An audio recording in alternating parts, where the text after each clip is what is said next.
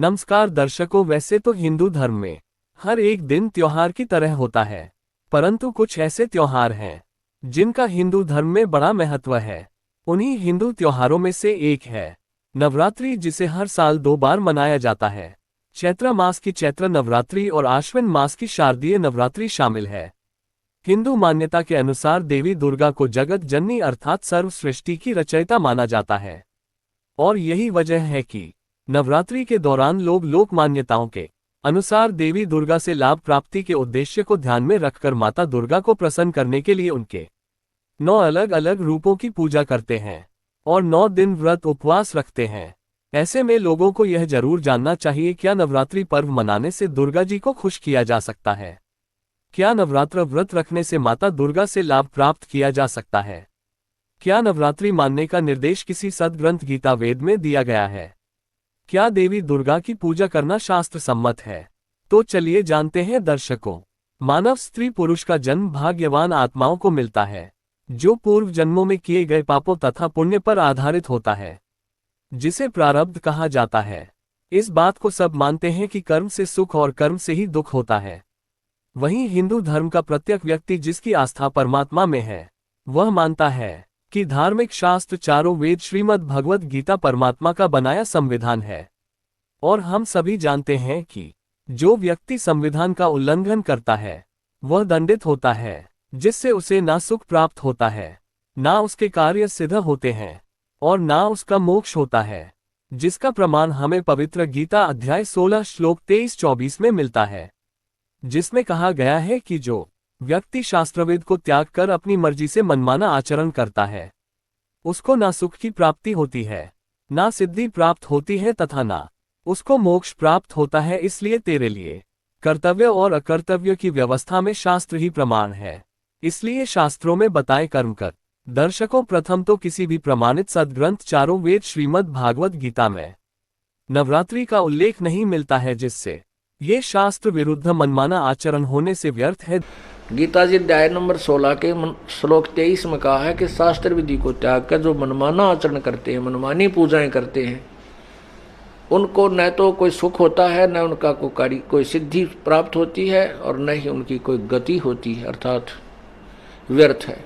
तो 24वें श्लोक में कहा कि जो शास्त्र विरुद्ध साधना त्यागनी है, त्यागने योग्य हैं, जो करने योग्य हैं या ना करने योग्य है, इसका फैसला भी सदग्रंथों से ही करना, किसी व्यक्ति से कहने से नहीं। तो हमने इस तत्व ज्ञान रूपी जो तत्व ज्ञान है, इसमें सदग्रंथों के आधार से आपको प्रमाण दिए जाते हैं।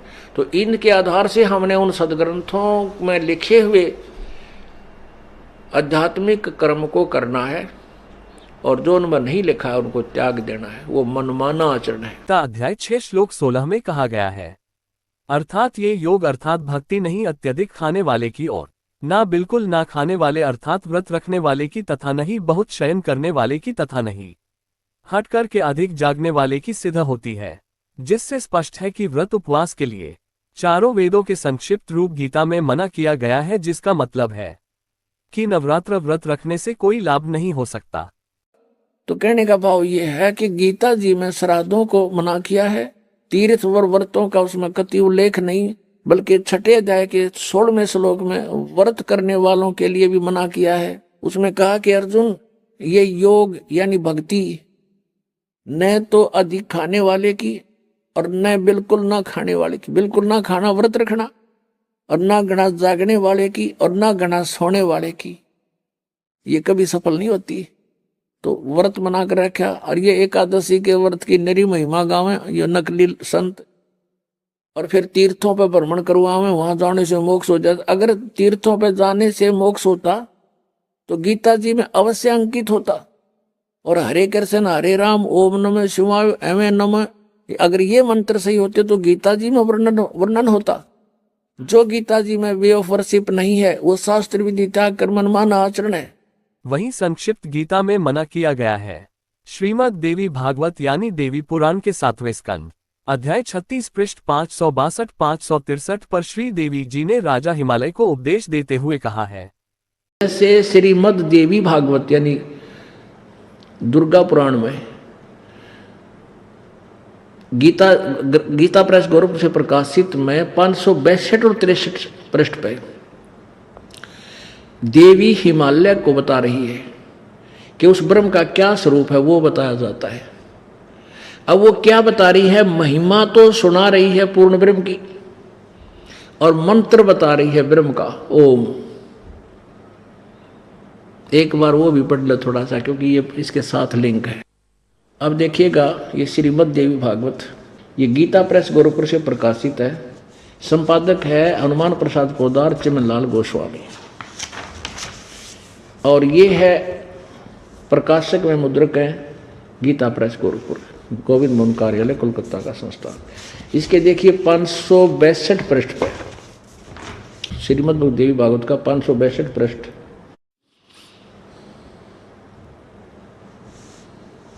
और संक्षिप्त देवी भागवत 7वां स्कंद है। और देवी हिमालय को ज्ञान दे रही है, देवी के द्वारा हिमालय को ज्ञानोपदेश और ब्रह्म स्वरूप का वर्णन। देवी कहने लगी, पर्वतराज, इस प्रकार योग युक्त होकर मुझ ब्रह्म स्वरूपा देवी का ध्यान करें। यह ध्यान आसन पर भली भांति बैठकर अहतु की भक्ति के साथ करना चाहिए। अब कहती है उस ब्रह्म का क्या स्वरूप है, यह बतलाया जाता है। उस ब्रह्म माने तत्ब्रह्म। गीता जी अध्याय नंबर 7 के श्लोक नंबर 29 में 29 में गीता ज्ञानदाता कह रहा है कि तत्ब्रह्म को जानकर, तत्ब्रह्म यानी उस ब्रह्म को और पूर्ण अध्यात्म ज्ञान को समझने के उपरांत फिर ये प्राणी जन्म और मरण से ही छूटने का प्रयत्न, जरा और मरण से, जरा माने बुढ़ापा, जरा और मरण से ही छूटने का प्रयत्न करता और किसी वस्तु की इच्छा नहीं करता। अब यहां देवी भी उसी तरह खिचड़ी बना रही है, महिमा तो सुना रही है तत्ब्रह्म की, और तत्व माने परम अक्षर ब्रह्म की। गीता जी अध्याय नंबर 8 के श्लोक नंबर 1 में अर्जुन ने पूछा कि हे प्रभु, जो आपने 7वें अध्याय के 29वें श्लोक में तत्ब्रह्म के बारे में जिक्र किया है, वो किम तत्ब्रह्म, वह परमात्मा, वह ब्रह्म कौन है? उसका उत्तर गीता ज्ञानदाता ने 8वें अध्याय के 3रे श्लोक में दिया कि वो परम अक्षर ब्रह्म है। ओहो, एक ब्रह्म, एक क्षर ब्रह्म युकाल है, अक्षर ब्रह्म ये पर ब्रह्म है, और परम अक्षर ब्रह्म ये पूर्ण ब्रह्म है। अब ये ब्रह्म साधना है अक्षर पुरुष की, वो तो ओम नाम के जाप से है, ओम उसका मंत्र है। और ये महिमा जो तत्ब्रह्म की महिमा है वो देवी सुना रही है, और लास्ट में मंत्र बता रही है, ओम ब्रह्म का जाप करो। ये देखिए, ये पृष्ठ नंबर 562 पे है, 3रा स्कंद देवी भाग, 7वां स्कंद। और दुर्गा बता रही है हिमालय को। श्री देवी जी कहने लगी, उस ब्रह्म का क्या स्वरूप है, यह बतलाया जाता है, जो प्रकाश रूप, सबके अत्यंत समीप में स्थित, हृदय रूप गुहा में स्थित होने के कारण गुहाचर नाम से प्रसिद्ध और महान पद अर्थात परम प्राप्य है। वह समस्त प्रजा के ज्ञान से परे है, अर्थात किसी की बुद्धि में आने वाला नहीं है। ये है महिमा परम अक्षर ब्रह्म की, तत्ब्रह्म की। यह तुम जानो, जो परम प्रकाश रूप है, जो सूक्ष्म से भी अत्यंत सूक्ष्म है, जिसमें संपूर्ण लोक और उन लोकों में निवास करने वाले प्राणी स्थित हैं, वही यह अक्षर ब्रह्म है। वही प्राण, वही सबके प्राण है, वही सबकी वाणी है, और वही सबके मन है। यह परम सत्य और अमृत अविनाशी तत्व है। सौम्य, उस वेदने योग्य लक्ष्य का तुम वेदन करो, मन लगाकर उसमें तन्मय हो जाओ। सौम्य, उपनिषद में कथित महान अस्त्र रूप धनुष लेकर उस पर उपासना द्वारा तीक्ष्ण किया हुआ बाण संधान करो, और फिर भावनागुत चित्त के द्वारा उस बाण को खींचकर उस अक्षर रूप ब्रह्म को ही लक्ष्य बनाकर वेधन करो। महिमा तो अविनाशी परमात्मा की कह रही है और मंत्र बता रही है परवण। ओम तो धनुष है और जीवात्मा बाण है और ब्रह्म को उसका लक्ष्य कहा गया। अब ब्रह्म लक्ष्य बता दिया लास्ट में। ओम एक अक्षर नाम तय ब्रह्म की साधना करो, सीधा सा अर्थ है। उस एकमात्र परमात्मा को ही जानो, उस तत् ब्रह्म को ही जाने, दूसरी सब बातों को छोड़ दे।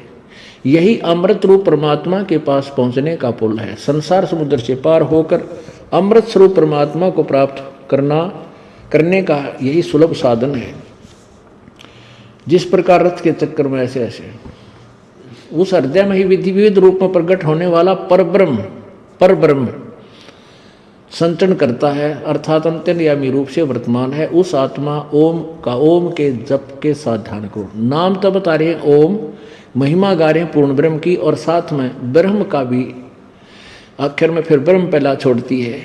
इससे अज्ञान में अंधकार से सर्वथा परे और संसार समुद्र से पार जो ब्रह्म है उसको पा जाओगे, तुम्हारा कल्याण हो। देख कहाँ से शुरू किया था, कहाँ खिचड़ी ला छोड़ दी, और फिर कहा है कि वह ब्रह्म लोक में रहता है, वह यह सब का आत्मा ब्रह्म लोक रूप दिव्य आकाश में स्थित है। अपने आत्मा यहाँ गड़बड़ रह गई, ना देवी को ज्ञान कि वो पूर्ण ब्रह्म कौन है, न ब्रह्म पर लाके छोड़ दिया, और वो ब्रह्म लोक में रहता है। वहां चले जाओगे ओम नाम के जाप से। अब गीता जी अध्याय नंबर 8 के श्लोक नंबर 16 में कहा कि ब्रह्म लोक पर्यंत ये सभी पुनर्वर्ती में वहां तक भी जाने के बाद ये पुनर्जन्म होता है, जन्म मृत्यु बनी रहती है, मोक्ष प्राप्त नहीं कर सकते। यानी वो स्थान नहीं है जो गीता जी अध्याय नंबर 15 के श्लोक नंबर 4 में कहा है कि उस तत्व ज्ञान की प्राप्ति के पश्चात उस परम पद परमेश्वर की खोज करनी चाहिए, जहां जाने के बाद फिर संसार में लौटकर वो साधक कभी नहीं आते। इससे स्पष्ट है कि माता दुर्गा जी अपनी पूजा करने के लिए भी मना कर रही हैं, और हिंदू धर्म में देखा देखी मनमाने ढंग से माता दुर्गा की पूजा की जा रही है, जो कि माता दुर्गा के भी आदेश की अवहेलना है। और इससे आप स्वयं विचार कीजिए, क्या दुर्गा जी के आदेश की अवहेलना करने से माता दुर्गा प्रसन्न हो सकती है, और क्या इससे लाभ मिल सकता है? जिसका सीधा जवाब है नहीं। लेकिन आपके दिमाग में एक सवाल उठ रहा होगा, आखिर माता दुर्गा ने अपनी पूजा के लिए भी मना क्यों किया है? तो आपको बता दे, श्रीमद् देवी भागवत गीता प्रेस गोरखपुर से प्रकाशित के 3 स्कंद के अध्याय 1 से 3 व 6 संक्षिप्त शिव पुराण रुद्र संहिता अध्याय 6 तथा श्रीमद् भगवत गीता अध्याय 14 श्लोक 3 से 5 मिलकर प्रमाणित करते हैं कि प्रकृति अर्थात माता दुर्गा के पति काल ब्रह्म सदाशिव हैं। ये देखिएगा, ये शिव पुराण है 103 पृष्ठ पे, ये 103 पृष्ठ है रुद्र संहिता। अब ब्रह्मा जी कहते हैं देव से तत्पश्चात कल्याणकारी परमेश्वर सांब सदाशिव ने पूर्ववत प्रयत्न करके, यानी जैसे विष्णु उत्पन्न किया दोनों ने मिल संयोग से, अपने दाहिने अंग से उत्पन्न, मुझे भी अपने दाहिने अंग से उत्पन्न किया। मुझे उन महेश्वर ने मुझे तुरंत ही अपनी माया से मोहित करके नारायण देव के नाभि कमल में डाल दिया और नीला पर्व वहां से प्रकट किया। अब देखो यहां से स्पष्ट हो गया। अब देखो यहां पर इस अनुवादकर्ता ने थोड़ी सी यहां गड़बड़ कर दी।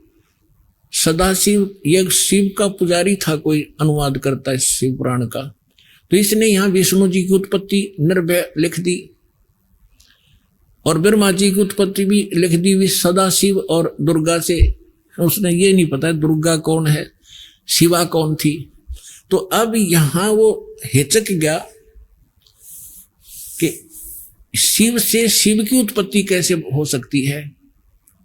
तो कहते हैं चोर चुरावे तू बड़ी और गड्ढे पानी में वो गड्ढे ऊपर आवे जो सच्चाई छानी ना। तो इन सदग्रंथों में वो सारा प्रमाण आपके रूबरू करता हूं। अब देखिएगा 110 पृष्ठ पे क्या कहा है। ये रुद्र संहिता ही है और शिव पुराण ही चल रहा है, ये शिव पुराण ही चल रहा है 110 पृष्ठ पे। अब यहां से हम पढ़ेंगे इस प्रकार, सारा विवरण कहकर यहां कहा कि इस प्रकार ब्रह्मा विष्णु और रुद्र इन तीन देवताओं में गुण है, यानी रजगुण ब्रह्मा, सतगुण विष्णु, तमगुण शिव है। और परंतु शिव गुणातीत माने गए हैं। यो शिव है, यो इनका पिता है, इनका शिव ना समझ में आया। और श्रीमद् भगवद गीता अध्याय 8 श्लोक 16 में गीता ज्ञान दाता ब्रह्म काल ने स्वयं कहा है कि ब्रह्म लोक तक जितने भी प्राणी यानी देवी दुर्गा, ब्रह्मा, विष्णु, शिव, गणेश आदि तथा इनके लोग सभी पुनरावृत्ति यानी जन्म मृत्यु के दुष्चक्र में है। इससे ये सिद्ध होता है कि माता दुर्गा और ब्रह्म काल भी अविनाशी नहीं है। यही कारण है कि माता दुर्गा अपनी भी भक्ति करने के लिए मना कर रही है। वहीं काल ब्रह्म ने गीता अध्याय 2 श्लोक 12, अध्याय 4 श्लोक 5 व अध्याय 10 श्लोक 2 में स्पष्ट किया है कि तेरे और मेरे बहुत से जन्म हो चुके हैं, तू नहीं जानता, मैं जानता हूं। अर्थात ब्रह्म काल भी जन्म मृत्यु के कष्ट से दुखी है।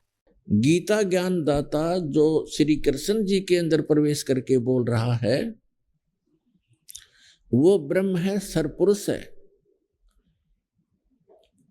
वो अपने विषय में कहता है, वो अपने विषय में कहता है कि अर्जुन, तेरे और मेरे बहुत जन्म हो चुके हैं, तू नहीं जानता, मैं जानता हूं। मेरे कर्म और जन्म अलौकिक हैं, दिव्य हैं।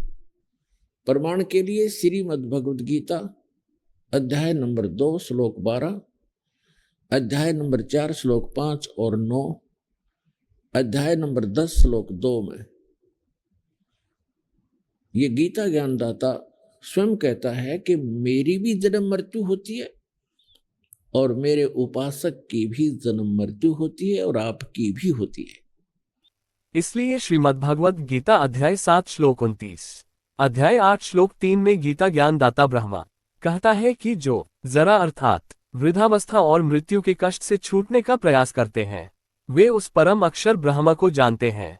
उसी के विषय में गीता अध्याय 15 श्लोक 4 में गीता ज्ञान दाता ने कहा है कि तत्वदर्शी संत की प्राप्ति के पश्चात उस परमेश्वर के परम पद अर्थात सतलोक को भली भांति खोजना चाहिए, जिसमें गए हुए साधक फिर लौटकर संसार में नहीं आते और जिस परम अक्षर ब्रह्म से आदि रचना सृष्टि उत्पन्न हुई है, उस सनातन पूर्ण परमात्मा की ही मैं शरण में हूँ। जिससे स्पष्ट है कि माता दुर्गा जगत जननी अर्थात सर्व सृष्टि की रचयिता भी नहीं है। वहीं गीता अध्याय 18 श्लोक 62 में गीता ज्ञान दाता ने कहा है कि उस परमेश्वर अर्थात परम अक्षर ब्रह्मा की शरण में जा, जिसकी कृपा से तुझे परम शांति और सनातन परमधाम यानी सतलोक की प्राप्ति होगी, जहां जन्म मृत्यु वृद्धावस्था तथा अन्य कोई कष्ट नहीं है। उस सनातन परमधाम यानी सतलोक के विषय में संत गरीब दास जी ने कहा है, ना कोई भिक्षुक दान दे, ना कोई हार व्यवहार, ना कोई जन्म मरे ऐसा देश हमार, जहां सखो लहर मेहर की उपजे कहर नहीं, जा कोई दास गरीब अचल अविनाशी, जहां सुख का सागर सोई। गीता ज्ञान दाता ब्रह्म ने उस परम अक्षर ब्रह्म यानी पूर्ण ब्रह्म की भक्ति के सांकेतिक मंत्रों के विषय में गीता अध्याय 17 श्लोक 23 में कहा है, ओम तत् सत इति निर्देश ब्रह्मण त्रिविधा स्मृतः। इस प्रकार का 3 मंत्र का जाप है, जो 3 प्रकार से किया जाता है। सृष्टि की आदि में ब्राह्मण यानी भक्त जन इसी ज्ञान के अनुसार यज्ञ आदि अनुष्ठान किया करते थे। दर्शकों, इन सांकेतिक मंत्रों को केवल तत्वदर्शी संत ही बता सकता है, क्योंकि गीता अध्याय 4 श्लोक 34 में तत्व ज्ञान की प्राप्ति के लिए तत्वदर्शी संत की शरण में जाने के लिए कहा गया है और गीता अध्याय 15 श्लोक 1 में उस तत्वदर्शी संत की पहचान बताई गई है कि ऊपर को मूल यानी जड़ वाला, नीचे को तीनों गुण रूपी शाखा वाला उल्टा लटका हुआ संसार रूपी पीपल का वृक्ष जानो।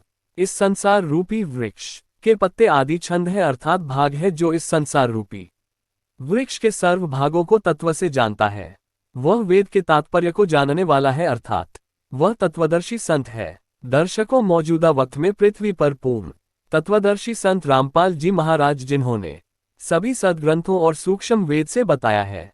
कबीर अक्षर पुरुष एक पेड़ है, अक्षर पुरुष वाकी डार तीनों देवा शाखा है, पात रूप संसार कबीर हमें अलख अल्लाह है, मूल रूप करता अनंत कोटि ब्रह्मांड का मैं ही सर्जनहार। तथा सदग्रंथों के अनुसार संत रामपाल जी महाराज 3 बार में भक्ति क्रम को पूरा करते हैं। शुरुआत में यहाँ के 5 प्रधान देवता ब्रह्मा विष्णु शिव देवी दुर्गा और गणेश के यथार्थ मंत्र देते हैं। दूसरी बार में ब्रह्म परब्रह्म का सतनाम तथा तीसरी बार में पूर्ण ब्रह्म का सारनाम प्रदान करते हैं। जिससे साधक को सर्व लाभ होते हैं, जिससे अंत में साधक को मोक्ष की प्राप्ति होगी।